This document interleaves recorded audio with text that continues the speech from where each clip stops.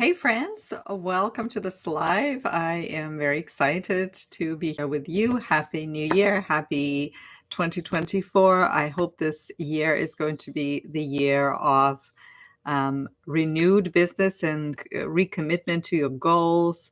I hope this year is going to be a year where you take an honest look where your business is and what you can do to change the things you don't like and to amplify the things that you do like and do more of the things that you enjoy and hopefully get the energy to do everything else that comes as a part of your business. When we do things that we don't enjoy, that we don't see ourselves doing in a certain number of years, they eventually deplete us. And the very energy that we need to run a business, to grow a business, to impact the world is the energy that goes into dealing with the things that you don't like about your business. And one-on-one lessons can be such a thing. Now, in today's live, I'm going to talk about 5 ways that you can teach languages online other than one-to-one classes.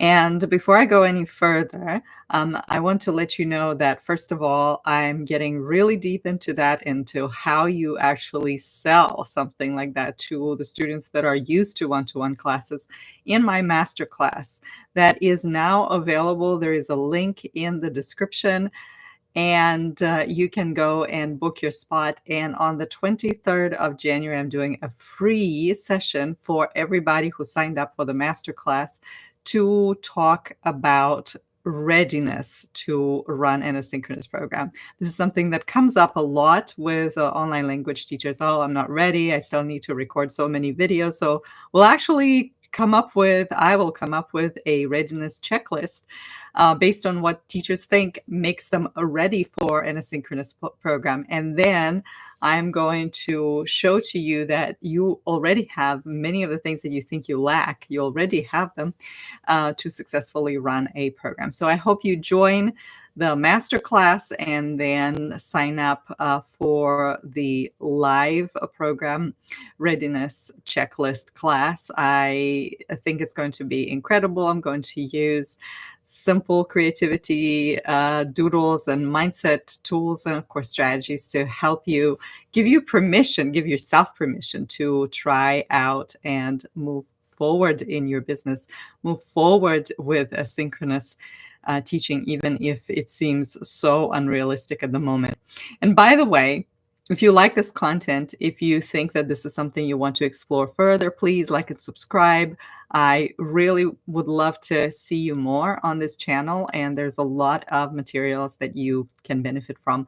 Thank you so much. And if this live is super helpful to you, please share it with your colleagues. Okay, so today I'm going to talk about asynchronous teaching. And one of the things that teachers always tell me, they will say, well, I am okay doing one-to-one classes. I would not like to move to asynchronous learning. And a lot of teachers do have that kind of block that that they're like, well, I just love what I do. And the thing is, I am all for one-to-one classes. I really love them. I love coaching. I love live coaching, private coaching, and group coaching. And I do that almost every day, several times a week. But now I'm able to do it for free, which I've always wanted. I'm able to allocate a lot of time to strategize and help teachers that are not at the moment able to pay for sessions. I am able to help teachers that are ready to move into this new area of business for them. But it was not always that way. When my life was depleted and my energy was depleted by one-to-one classes, I could hardly do that. I didn't have the time to send a newsletter. I wouldn't have the time to do this live because I was constantly doing one-to-one classes. And when you have back-to-back one-to-one classes, there's nothing else you can think about.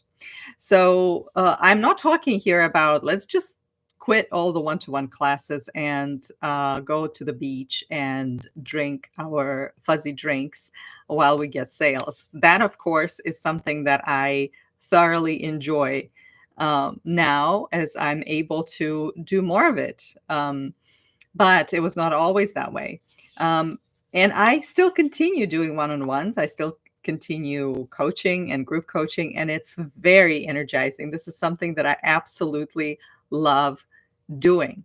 And the reason I no longer have to like tell myself, oh no, you can't do this, is because my income is generated not from one-to-one classes per se, but my income is generated from other ways of other streams, and all of them are asynchronous. So at any given moment, somebody, hundreds of people, thousands of people can watch my videos, can get deeper into a specific subject by enrolling in my courses and workshops or read books. So all of these ways are asynchronous ways of learning.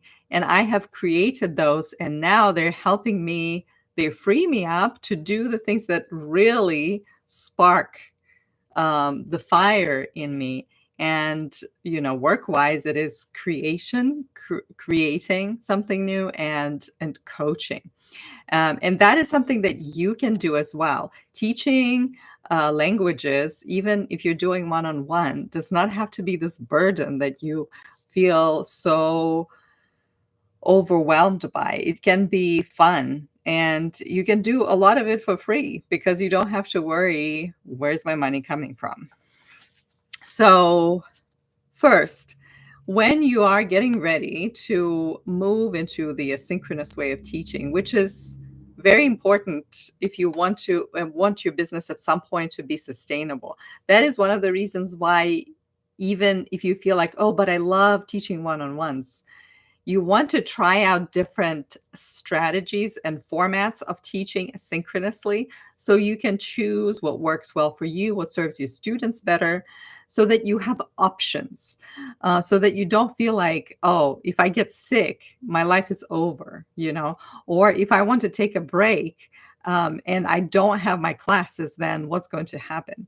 So, before we go into the discussion of how exactly we can teach languages other than one-to-one classes, I would like to talk about um, creating your offer. What is it that you're offering to your students? Now, when you teach one-on-one, and when people come to you and they just want to practice their speaking or, exam preparation skills, you are kind of creating a program for them, creating a syllabus for them. But when you decide to work more sustainably, this becomes a really important point of how do you offer your work to a wider audience. And why is it important? Well, it's important because it conserves your energy, and it helps you put more energy into one thing and actually become good at something instead of being like average in 15 other areas. But it also streamlines a lot of other things for you, like marketing. You no longer have to think about, like, what do I write about? Do I write about grammar today, or do I write about vocabulary tomorrow?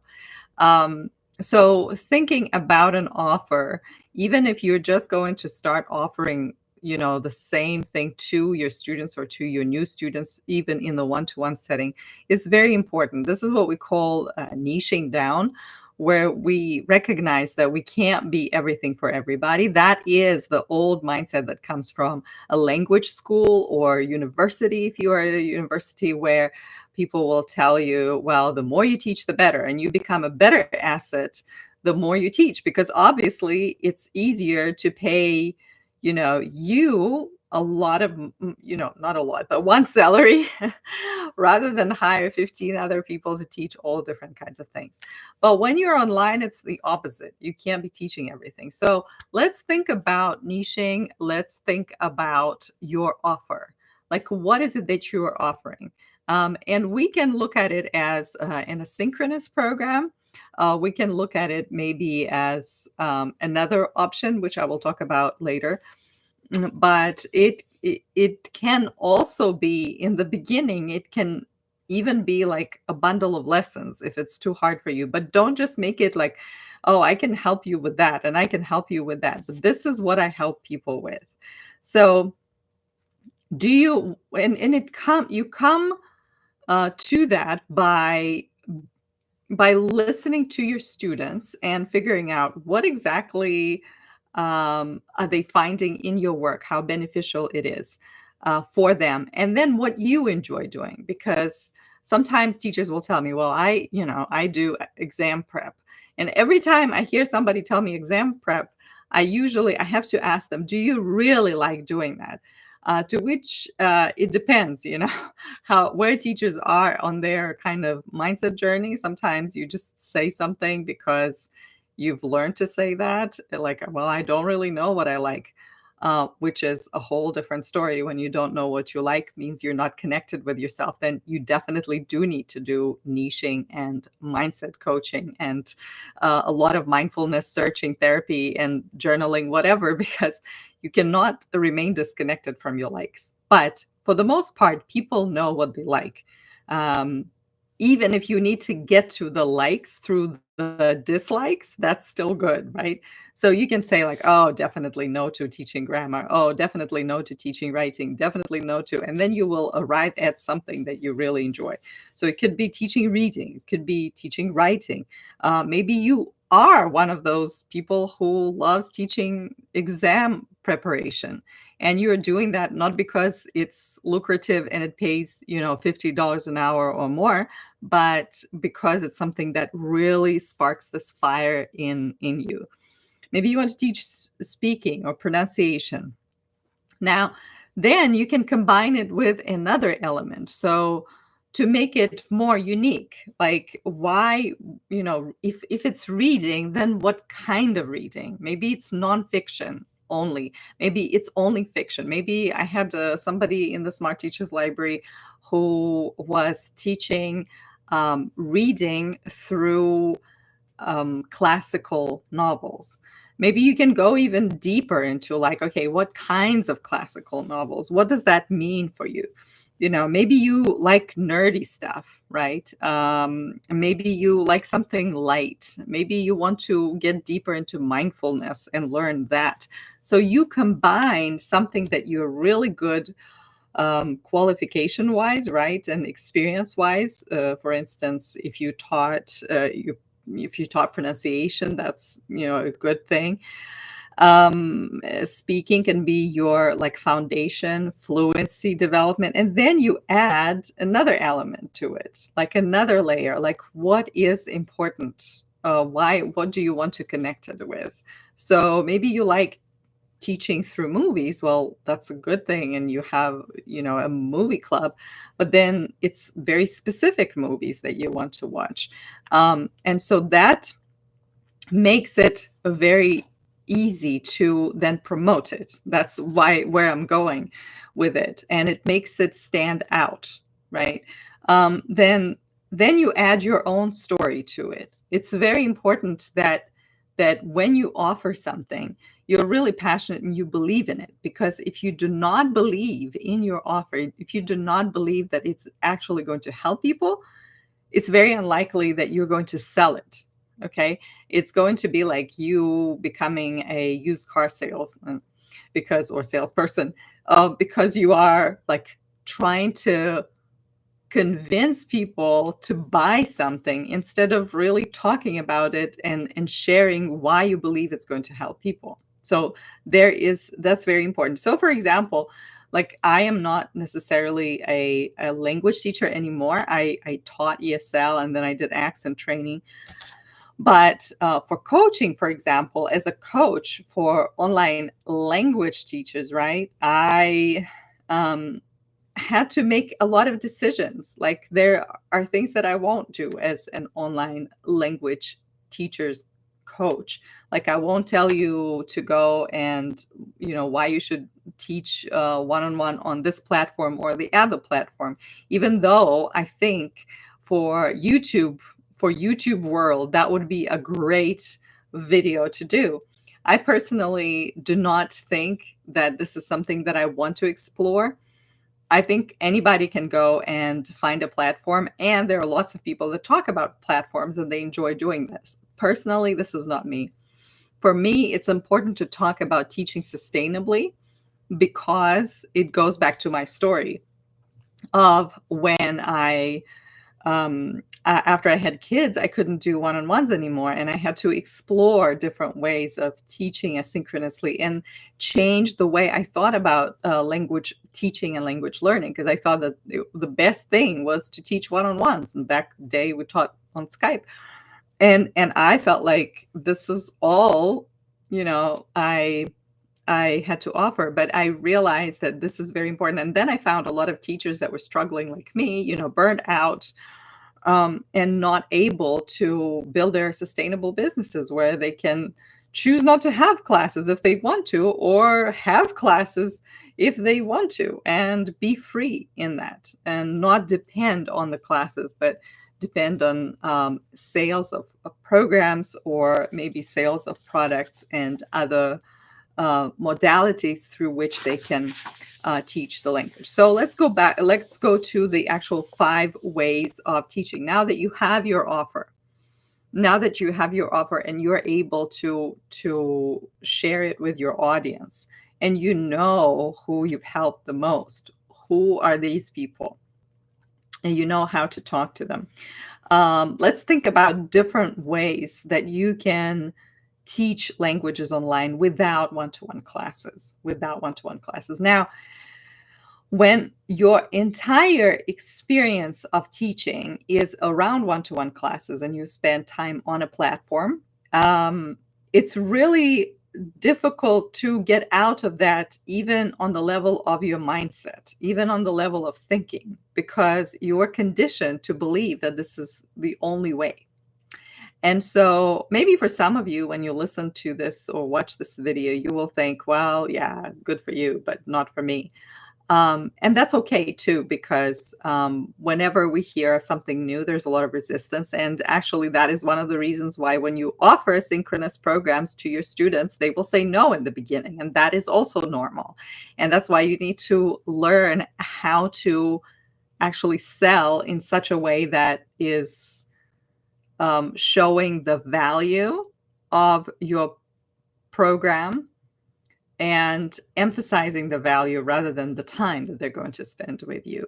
So the very first way to teach anything could be, if it's a speaking program, you use voice chats, and it's asynchronous. So you give people prompts, or you give them questions, they respond to those, and you give them feedback. This is voice chats, and you can do that throughout the week, for several weeks at a time. It is quite intensive, even though it feels like, oh, it's just 2 minutes here and 2 minutes there. For your students that really decide to make the time for the program and do it every day, it's going to have a lot more impact, a lot better results at the end of the month, rather than, meeting with you every week, because they will have to be like thinking about your prompts. They will have to actually record their prompts. They will have to listen to your feedback, and they will have to tell you or respond to this again. So it can be different programs. The programs can be around pronunciation. I did those accent training. Programs can be around speaking, different topics. You can take a number of topics throughout 3 weeks that you're running, or 4 weeks that you're running a program. There can be a writing program. Again, this is the one of the things is asynchronous programs. It can be spoken through voice chats, or writing program through Google Docs. This is very easy if you're working on essays, for example, with students. You do not really need to meet with them. You can give them all the feedback, and then they can come back and make corrections, and you give them feedback again. Now, the hard part with teachers with any kinds of programs is not to over deliver. That is one of the first things that teachers struggle with is by giving a lot of homework. And your student will say, "Oh, no, forget it." Like, if you're giving me 20 pages to read for the week, that's just too much, especially if the level is not that of comfort. You want to focus on micro learning. And it is difficult for us teachers because we are used to classes that are an hour and a half where we're like singing and dancing in front of students and putting all of our creativity and all of our PowerPoints out there. And the students are like, wow, you're amazing. And we just love that, this kind of feeding of the ego. Sometimes it's so difficult for teachers to let go of the projects that they're working on that are not working because they're just so in love with creating programs or creating, some materials. So this is one of the ways you can create an asynchronous program and you can sell it. And I tell you how to do that, step by step in the masterclass called From One to Infinity, which is exactly what we're going to be learning, how to go from one-to-one classes to one to infinity. And there is a link in the description. Okay, so the second thing that is quite interesting too, especially if you're working with advanced students, and if you're coaching people and if you have materials, and if it's, for example, some very specific course on a subject connected with language learning, you can do pre-recorded sessions and you can offer private podcast. So as feedback, you can offer to people depending on what kind of skills you want them to develop. It can be the writing or it can be the speaking. But let's say instead of giving personalized feedback to everybody as an asynchronous program, you will give feedback through a private podcast or through a video like this one, where I could be just answering your questions, if I want to. That's what I do in my community, which is a different format. But this is one of the things that I do with the community. People send me questions and I respond at my own time, pre-recording a video, and people can watch at their time. As you venture out and grow your community and reach people all around the world, you will become more and more convinced that going asynchronously is actually good for you and good for your clients as well. And it takes a little bit of readjustment, but overall, creating pre-recorded sessions and offering private podcasts, and giving people more space to do their own work is incredible. So that's the second way of, how can you deliver information? And again, I would not pre-record sessions that are just like disconnected to your students. Maybe you and your students are discussing specific subjects in your little group in the forum, or maybe even in a chat. So your pre-recorded sessions or your private podcast then will have to be connected with the subject matter, whatever people are talking about. Maybe you give feedback on somebody's grammar, or you give feedback on somebody's questions, and that gives people like the variety of learning experience, and quite customizable too, because they wouldn't receive it if they just were to enroll in a course without this private podcast option. Okay, so the third one is you can create, and one of my clients who teaches writing, she did that. She created a workbook, right? And then she set up a community, a group around this workbook. So people would go over the exercises on their own, and then they would come back with their reflections. And that was very helpful, actually, a smart way to improve your workbook, right? But it's also a very easy and low cost way of putting a program together, right? Like, you don't really need to record anything if you don't want to. You don't need to. Sometimes you can't, when I had little kids, um, right now my kids are older and they're out at school, but so I can record this. But in the past, I wouldn't be able to record this because I would be in the middle of something and then I would hear the baby cry. So it just was not available for me. But that's something that you can actually do, is create a workbook and ask questions in the workbook, and people can work on their own, and then they come into the group and share their experiences. That's a great way of learning. That's an amazing way of learning. That's a new way of learning. That's more reflection-based way of learning that is super helpful for people that are struggling with, for example, their grammar or self-correction. That is possible as well. I know, for example, if when I go back to when I was teaching ESL, I remember this experience of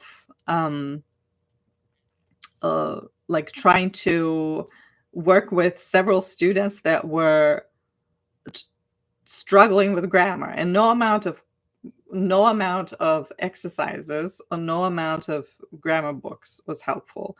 So until I started getting them to write things down, and then all of a sudden they finally got the English grammar syntax. And I was like, duh, how did I not know that writing is so powerful? But usually people look at writing as boring. And at the time, I probably was one of them.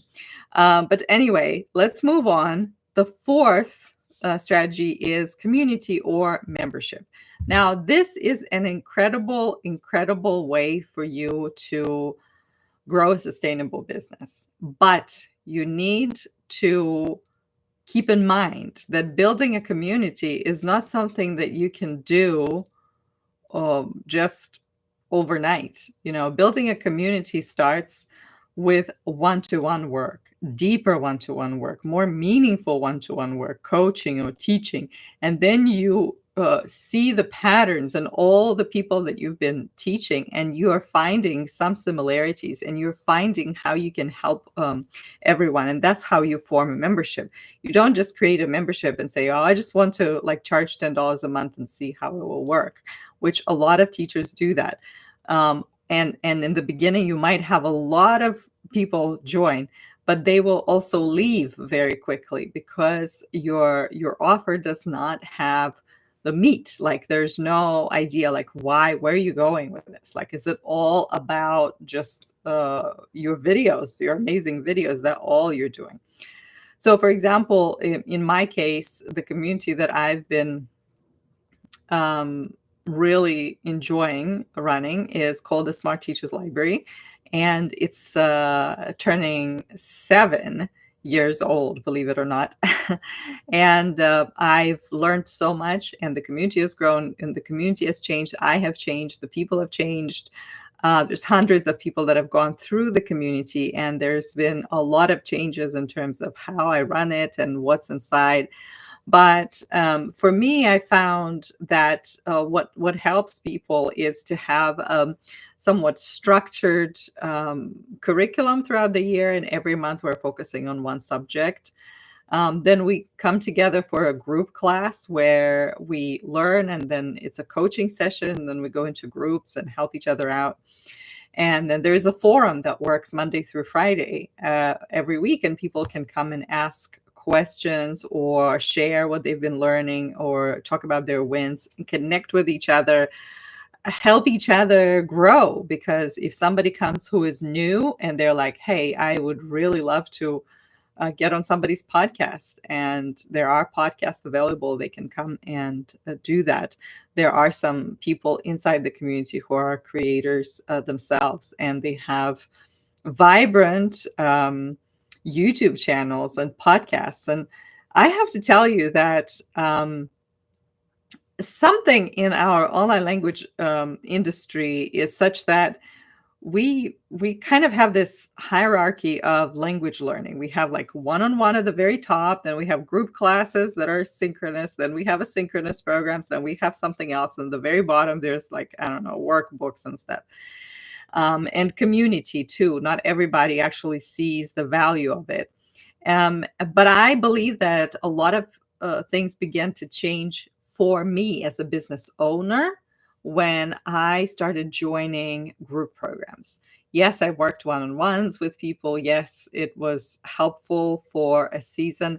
But really, I was able to get outside of my own bubble only when I reached to a wider audience, only when I learned from other people. And that was helping me move faster, much, much, much faster. I could liken it to if you are in some countries with, like I live in the United States, and school education is a big, big thing here. I won't get into it, but homeschooling is like a cultural phenomenon here in the US. But when I interact with people that went through homeschooling, I realized that there are so many things that they had to learn the hard way. Yes, there were some things that they were able to sort of customize and learn on their own at their own pace, and maybe do more of the things that they liked. But at the same time, there was a huge component that was missing. And I personally think that there are times when, homeschooling is better. But I believe that in so many ways, you learn faster when you learn and communicate with your peers. That's why community is so good. And if you are able to build your community, to grow your community, to learn, maybe get some coaching, to get feedback on how to position your offer, how to launch it again, how to bring new people, because that's ultimately what it's going to boil down to. The success of any one of your given synchronous program goes back to, are you able to grow your community consistently? But a paid community or a membership is a great way for people to learn, not just from you, but from each other. And the last one, I would call it a blend of everything.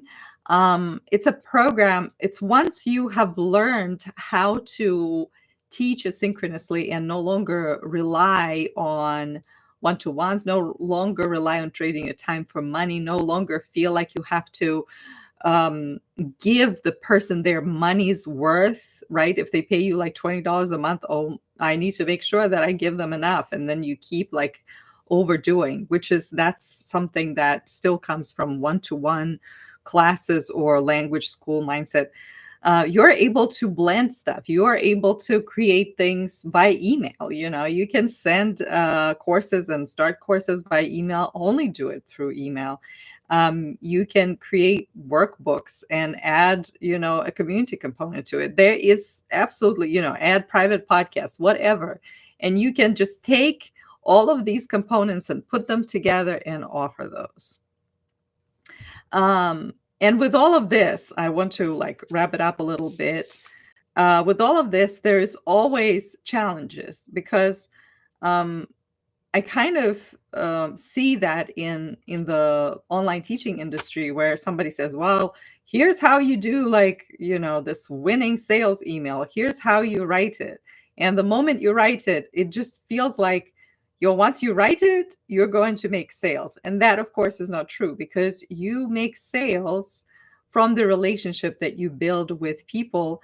And if you're able to communicate the value of your offer and educate people about it, because sometimes we just feel like, oh, people should understand, right? If I tell them, here's this community, here's this workshop, here's this masterclass, people are supposed to know and just jump on it. But it's not so. So in your marketing, in your content marketing, whether you're doing YouTube or podcast, here are some things that are important for you to keep in mind. It's kind of like when you're teaching a lesson, you have to keep in mind, what is your end goal? Where are you going? Like right now, I'm doing this live, and in my mind, I have notes, but also in my mind, there is an end goal. Like, where am I taking you? I'm opening your mind to something that you may not have considered.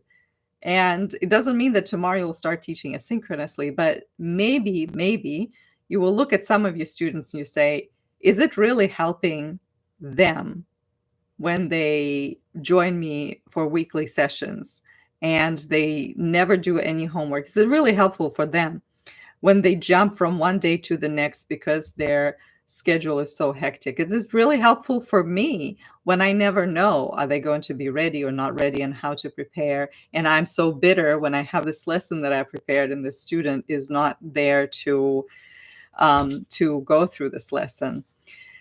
And then you are struggling yourself. Like, is it, how is it helpful? So here's some of the things that we can look at it. Oh, Marie, I'm so glad that you're here. Oh, Happy New Year. And I hope that you join us for the masterclass. I'm glad that you're here. And I'm glad that you've been watching live. So for your content, remember, number one, teach people to be more autonomous. Develop autonomous learning even as you're doing one-on-ones. It's going to be more challenging. You might have to cut down on the number of one-on-ones, but teach people to be more autonomous. And autonomy means taking responsibility. And that also means for you, taking responsibility for your future, for your success, for your own schedule. You are not at the mercy of other people. You can make choices. Even in the most dire circumstances, you have a choice. The second one, teach people the benefits of working with you in that format. What are the benefits? I mean, it's incredible. Like, one of them is you're no longer bound to one specific time. I mean, isn't that freeing to know for the student as well? Why can it not be great for the student? It is amazing. Also, take the time to, when you run your first asynchronous program, take the time to do your homework and evaluation very well. Go back and understand why people joined, what really prompted them. Go back and review that and include that in your next offer so that you can offer differently. Sometimes teachers will do this. They will run their first asynchronous program. They will enroll so many people. They're very excited, and they think that this is the only thing that is required. Like, now they just follow these steps and it's always going to be the same result. And it's interesting because then when I work with these teachers, either in the library or a master class, anywhere, they will tell me about that. Like, oh, I'm using the same framework and it's not working. Yes, it's not working, and it's not supposed to be working, because every year or every time that you're running, you need to be modifying and changing it depending on your client. And the more you listen to your clients and their feedback and why they joined, and include that in your offer, the more specific your offer becomes and the more people are attracted to it. And finally, determine your unique selling point. So I was working with someone today, and in a coaching session, and he was sharing about his passion for teaching and doing book clubs. And of course, everybody and their brother these days are doing book clubs. And so I had to like dig deeper and ask, so many questions. And we were like maybe halfway through the session when he finally fires up and tells me how his book club is different, what element he brings in, how he brings in his passion into this book club, how he's focusing on very specific books, not just like any kind of books, and how he arranges and organizes his activities around this specific thing. And everybody loves it and responds to it. And it was interesting because in the beginning, it's like, well, it's just a book club. Oh, yeah, it's just a book club. And if that's how you're promoting it, no wonder people are not signing up, because you do not believe and don't see the uniqueness of it. And uniqueness is not something that you can just like pick from the shelf and go with it. There's some work that you need to do to determine what is your unique selling point. It's not obvious. And that's why it helps to get feedback from also a coach or a community of people who have done this multiple times. And that is how you're going to be able to sell over and over again. So determine your unique selling point. Talk to your students, ask them. Don't just listen to one who tells you, "Oh, I loved your lessons," and that is your unique selling point. That is not your unique selling point, right? The fact that you're a patient, that is not your unique selling point. The fact that you know the subject, that is not your selling point. There is so much more. There's something else. And you need to dig deeper and ask more specific questions. How to do that? How to help your students move from one-to-one to an asynchronous learning. I am talking about that in the masterclass, and you can actually access it when you sign up using the link in the description or elenamotono.com/masterclass.